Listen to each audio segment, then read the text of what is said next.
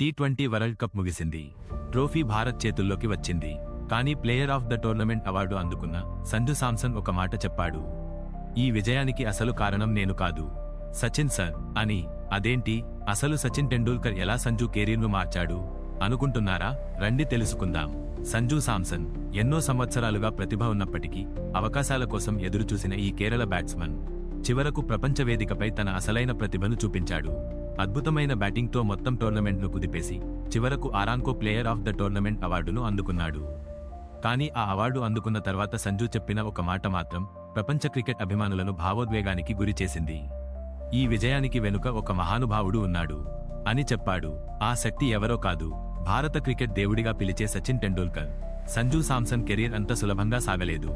ఎన్నోసార్లు జట్టులో చోటు దక్కలేదు. మంచి ఇన్నింగ్స్ ఆడినా కూడా విమర్శలు వచ్చాయి. సోషల్ మీడియాలో ప్రశ్నలు వచ్చాయి, ఇతను నిజంగా పెద్ద మ్యాచ్ ప్లేయరా అని. ఆ సమయంలో చాలామంది ఆటగాళ్లు నిరాశలో పడిపోతారు. కానీ సంజు మాత్రం ఒక నిర్ణయం తీసుకున్నాడు. అతను తనకు ప్రేరణ అయిన ఒక వ్యక్తిని సంప్రదించాడు. అతడే సచిన్ టెండూల్కర్. ప్రపంచ క్రికెట్ చరిత్రలో అత్యంత గొప్ప బ్యాట్స్మన్లలో ఒకరు. కొన్ని నెలల పాటు సంజు మరియు సచిన్ మధ్య చర్చలు జరిగాయి. బ్యాటింగ్ టెక్నిక్ గురించి, మెంటల్ స్ట్రెంగ్త్ గురించి, ఒత్తిడిని ఎలా హ్యాండిల్ చేయాలో దాని గురించి. ఆ సంభాషణలు సంజుకు కొత్త దారిని చూపించాయి. ఒక ఆటగాడిగా మాత్రమే కాదు, ఒక వ్యక్తిగా కూడా అతనికి కొత్త ఆత్మవిశ్వాసం ఇచ్చాయి. సంజు చెప్పిన మాటలు చాలా స్పష్టంగా ఉన్నాయి. సచిన్ సర్తో మాట్లాడిన తర్వాత నాకు నా ఆటపై ఒక కొత్త స్పష్టత వచ్చింది. ఆ స్పష్టతే 2026 టీ20 వరల్డ్ కప్లో ప్రపంచం చూసింది.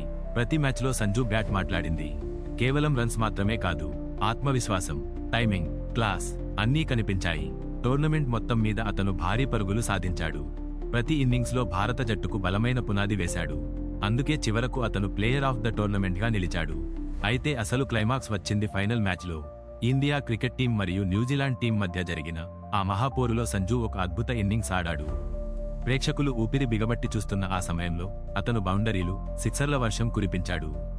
కేవలం కొన్ని ఓవర్లలోనే మ్యాచ్ టెంపో పూర్తిగా భారత్ వైపు మళ్లిపోయింది. ఆ ఇన్నింగ్స్ చూసిన తర్వాత కామెంటేటర్లు కూడా ఒకే మాట చెప్పారు, ఇది ఒక వరల్డ్ క్లాస్ ఇన్నింగ్స్. మ్యాచ్ ముగిసిన తర్వాత ట్రోఫీ భారత్ చేతుల్లోకి వచ్చింది. స్టేడియం మొత్తం సంబరాల్లో మునిగిపోయింది. అదే సమయంలో సంజు శాంసన్కు అవార్డు ప్రకటించారు. స్టేజ్ మీద నిలబడి మాట్లాడినప్పుడు అతని కళ్లలో ఒక ప్రత్యేకమైన భావోద్వేగం కనిపించింది.